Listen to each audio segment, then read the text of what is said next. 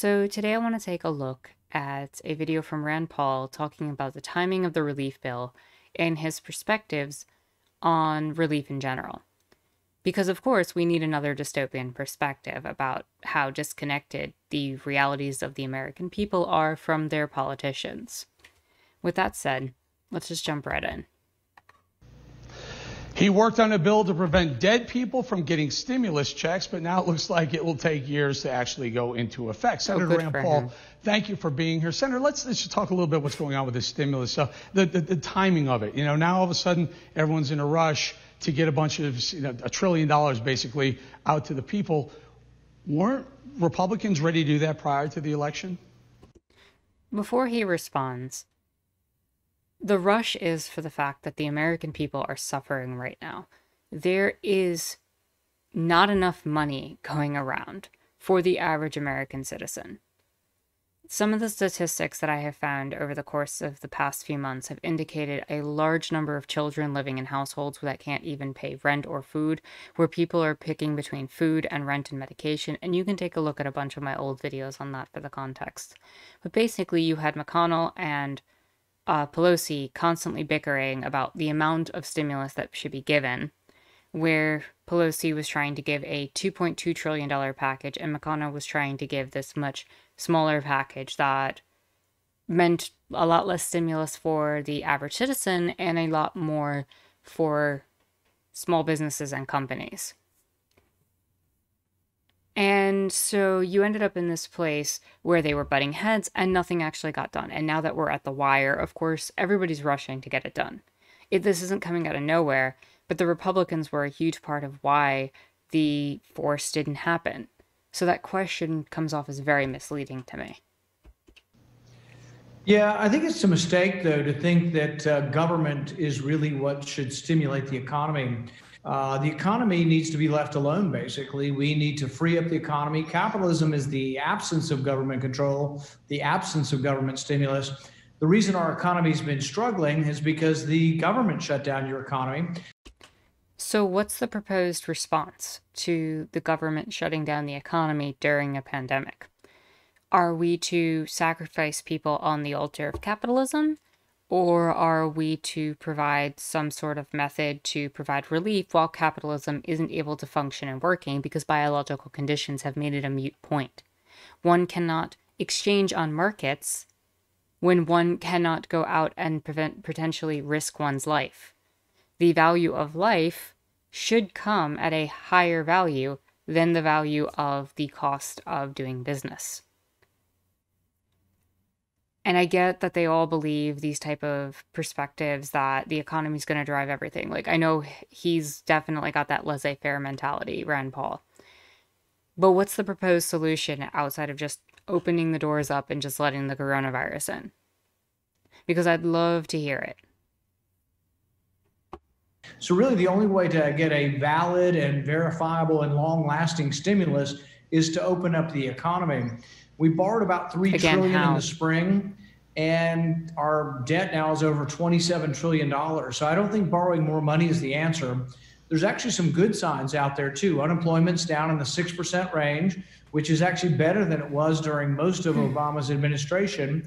So speaking to that 6% statistic on unemployment, the way that one determines unemployment is by taking the number of unemployed people and dividing it by the total amount of people in the labor force. And the total number of people in the labor force should, by some sense of logic, be the number of people who are unemployed plus the number of people who are employed.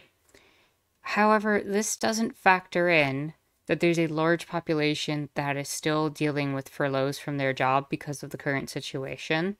That doesn't take into account that some people have stopped looking for jobs, because if you are someone who is not in the position to go look for a job, you're not considered unemployed. If you're someone who's not considered unemployed, then you're not even being factored into that statistic. And in a global pandemic, where a lot of people are fearful for leaving their house or getting this virus because of illness or lack of insurance, which is a constant issue across the board, which is why we need a system like Medicare for all. Or, at the very least, some of the packages Biden's proposing to make Obamacare actually functional and for everybody. We need some sort of, healthcare in this country, and you can't tell me it can't be done because there's countries around the world doing it. Canada is able to give their citizens $2,000 a month in stimulus. And we can't do something similar? There's just no justification for this. We should be riding this out through the pandemic and trying to keep people alive. And GDP grew 11% in the last quarter and is predicted to grow again this quarter. So GDP crashed by almost 36% when I believe it was approximately 36%, certainly within a percent or two of that, when the economy crashed. So the idea that it went up 11% isn't that unusual after you started opening some of the businesses back up, which I think, honestly, we should have just shut down as much as possible and tried to push the virus out of the society as a whole, and then we could have opened up with no problem in the long run without as much risk of life. But as we're standing now, close to 300,000 people have died, and I just always think about every day how many of those lives could have been saved if we had focused on human life and prioritized it over the positions of people like Rand Paul, who just seems to be looking at these numbers as if they are the entirety of value in the universe. I think really what we need to do is free up the economy and not think that the old liberal idea of printing up money and spending money we don't have. I think it's wrong for conservatives to adopt the ways of liberals and to pretend that this is the answer. So here he's talking about Keynesian economics for the liberals versus the more conservative laissez faire perspectives, possibly bordering into like ANCAP territory, like anarcho-capitalism, where you just want to have the market run free with little to no government interference. And that doesn't work. That just leads to monopolies. That leads to a lot more problems over the long run. That just doesn't seem to have the effect. The idea of trickling down, money does not actually reach some of the poorest people in this country. The only thing that has actually worked historically are deals like the New Deal that FDR had put out, which was a Keynesian policy. And while I would very much support going even further than that, much, much further than that, to the left, at the very least the Democrats are putting that idea out there, which is something that is shown to work in this type of economy. But, keep sticking to that market that just keeps selling people's lives, because you're going to advocate opening up, because you always do. I amen, sir. I'm hope our audience hears that, because throwing more money. I'm sorry. Amen, sir. He wasn't preaching. I'll tell you that much. He was not preaching, unless you're preaching to the gods of capitalism and the laissez-faire and the great, invisible hand of Adam Smith. No. That's just a joke. I watched the stock market go up because they're talking about more stimulus. Eventually, they got to have to stop throwing out free money and stimulating. It's going to get ugly if we don't work our way off the junk, so to speak. So let's talk a little bit about a back and forth you had with Fauci. You say, and you're a doctor. We're talking to a doctor, Dr. Rand Paul. If you've had COVID, get back out there and let's work towards herd immunity. Fauci got a little upset with you about it. Where do you stand on that? I know where I stand on that. Do you know what Dr. Rand Paul's position is? Mind you, this is coming on the same day, and I'm not going to bring up the clip, where you have Ben Shapiro basically making arguments that only medical doctors should be called doctors, or whatever position he decided to take, because apparently PhDs are not enough to earn a doctorate and be called doctor, which has been a norm for quite some time. He's an ophthalmologist. He studies the eyeballs.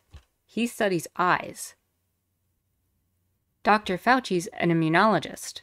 He studies immunology. He studies the immune system and how all this works, with something like a pandemic and the coronavirus. So maybe, even though I could see him being a decent physician, and I'm sure anybody who has that level of specialty and skill can come to a perspective on generally medical things. Usually, like, you could probably diagnose a cold or general practitioner, right? Like, you could probably do some basic stuff. But his specialty is not immunology. Leave that to the immunologist and stop pretending you're an expert in a different field. That's absolutely ridiculous. Just because you know a lot about the human eye doesn't mean you know how all the cells work in it. Yeah, you understand basic biology, but that's not enough. Well, I've never said that we ought to just lay back and take coronavirus and get to herd immunity. But what I have said is that that's what we've been doing, is right now we're headed in that direction until we get a vaccine. Obviously, it's preferable to take a vaccine rather than to get the disease. But those who have had the disease naturally, we should acknowledge that they do have immunity. They have the same immunity that you'll get with a vaccine. In fact, they compare the vaccine to see if it's working by measuring your antibody level and then comparing it to people like me who have had the disease. So, the idea that this is somehow a thing that, you get it and you're immune is not what the CDC and Dr. Fauci have been advocating for at all. And I don't know, again, why we're listening to an ophthalmologist about an immunological problem. But the CDC guidelines basically state, can people who recover from COVID-19 be reinfected by SARS-CoV-2? The CDC is aware of recent reports indicating that persons who were previously diagnosed with COVID-19 can be reinfected. These reports can understandably cause concern.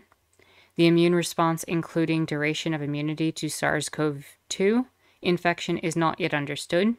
Based on what we know of other viruses, including common human coronaviruses, some reinfections are expected. Ongoing COVID-19 studies will help establish the frequency and severity of reinfection and who might be at higher risk for reinfection. At this time, whether you have COVID-19 or not, the best way to prevent infection are to wear a mask in public places, stay at least 6 feet away from other people, frequently wash your hands with soap and water for at least 20 seconds, and avoid crowds and confined spaces. So why are we listening to an ophthalmologist at all about this? Like, why is his perspective even relevant? So the thing is natural immunity, while not preferable to get the disease, we should acknowledge that there are some advantages once you have had it, if you've survived. So for example... Oh yeah, there's advantages if you survived. Never mind the people who are experiencing a laundry list, a literal laundry list of long-term symptoms. Never mind the people that died, that however much percentage, I think they were saying for young people, it was less than 1%, which is still a significant proportion of the population when you actually do the number and math and, work out the numbers. But, if you survived, you get this fictional immunity that an ophthalmologist has declared true when the immunologist says that it's not true, or not necessarily true and requires more testing. So instead of taking the safety and precaution of protecting yourself, let's just throw caution to the wind and the name of the economy and the altar of capitalism. So yeah, you could get long-term symptoms from this, not just like, the 14 days or whatever they were saying that you can have the virus. Fatigue, shortness of breath, cough, joint pain, chest pain.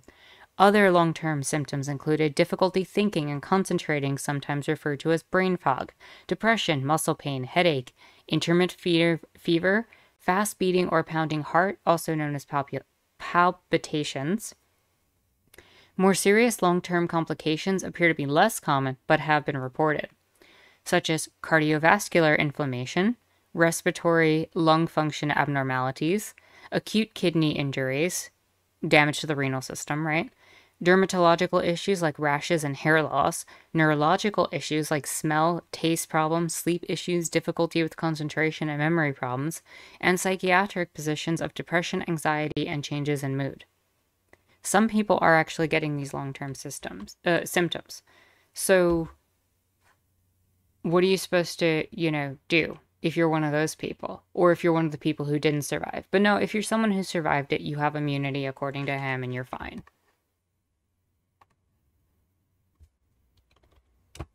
Restaurants.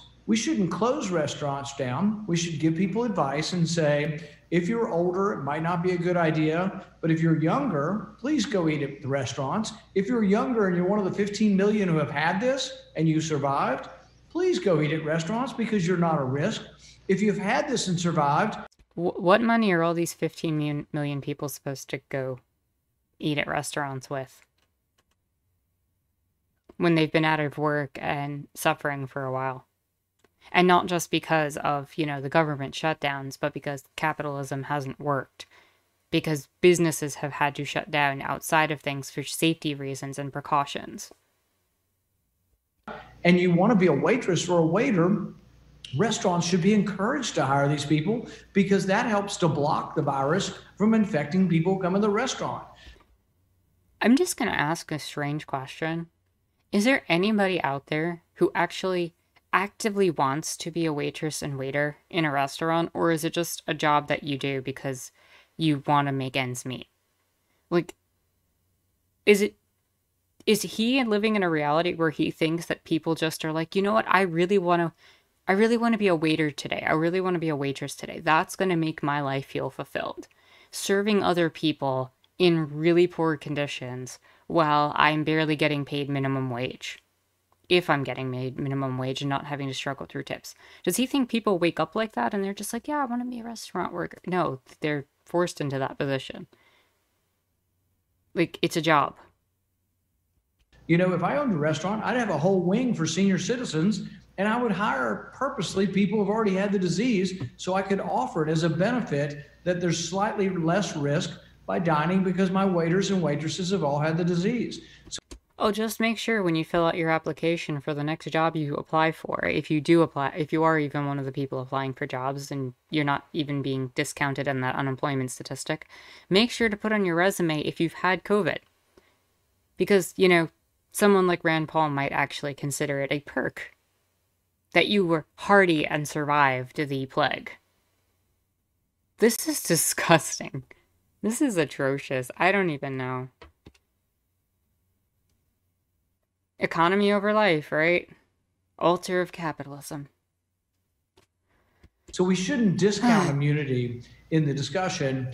And I think Dr. Fauci and others, they're now saying that even after you get the vaccine, the New York Times is telling everyone, you're going to have to wear a mask for the rest of your life. Even after we have a vaccine, they want us to wear a mask. So somebody's got to push back on these lunatics. Yes, because we don't know if you can still get reinfected. You don't know if things can go wrong with the vaccine and all of that stuff. This is a vaccine that was very much rushed out. These type of vaccines require years of clinical studies, and we've had to pump this thing out in months in order to prevent a lot of people from dying. So it's better, ethically, I suppose, to have to give that vaccine out early and to take, I guess, some chance if it's been tested well enough to a certain threshold. But that doesn't mean that there isn't a risk of failure. That doesn't mean there isn't a risk of, still spreading the disease back and forth. And if the virus mutates at all, then what? Then what? The ugly overreach of government always looking to get more and more invasive into our lives. Talk a little bit. Yes, government just trying to enter into our lives and, actually keep people alive in this situation. Whose lives are you worried about government getting their hands into? Because most people right now are crying for that stimulus. The majority of Americans are begging for that money to make their ends meet. And a lot of people would be scared to take that restaurant job, especially with you running it. About a minute or so, sir. Schools. It appears that young people are not immune to it, but very, very unlikely to get COVID or actually have severe effects of COVID. These schools should be open, should they not? Absolutely. There's no scientific evidence to show that schools end up spreading the disease. Every single study and understanding is that if you have a bunch of people crowded together in a small space for an extended period of time, sitting and gathering and communicating with one another, which are all the guidelines that are laid out by the CDC, that the virus will spread. What do you do in a school? You have a bunch of kids who can't keep their masks on. I mean, adults can't keep the masks on properly. You have kids sitting there in the schools, putting their masks up and down, scratching their noses, scratching behind their mask, touching each other, touching everything, because that's what little kids do. And then you're going to tell me that that kind of environment that was grounds for shutting down theaters, that was shutting down a lot of other like public gathering spaces in places like New York City, that's not going to cause the virus to spread? Do you have any concept of immunology? Like, I am not an accredited person in any sort of field related to biology, but I know enough biology to know how that germs spread from touching and from contact and from being within a certain space of each other. Schools shouldn't be open in that regard. There's better options. We have the internet. Online learning's a thing. I know it's not optimal for a lot of teachers or students in terms of the learning process, but again, what's the better outcome here? Is it having a bunch of students potentially get sick and dying? Maybe not, and maybe it's not a large number of them, but it's certainly a decent amount. And actually, you know what? Let me pull this up. I had this open. Yeah. Children and teens can get COVID-19, according to the CDC. CDC and partners are investigating also a rare but serious medical condition associated with COVID-19 in children called multisystem immunitory syndrome. In children, MISC. We do not yet know what causes this and who's at risk for developing it. And that's a whole nother issue.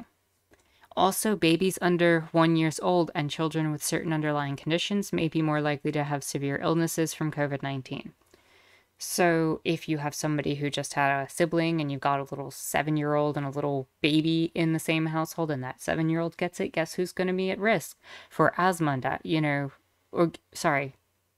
guess who's going to be at risk for all those things. And in addition, if any children have asthma, chronic lung disease, diabetes, genetic or neurological disorders, immunosuppression of any kind, they are at higher risk.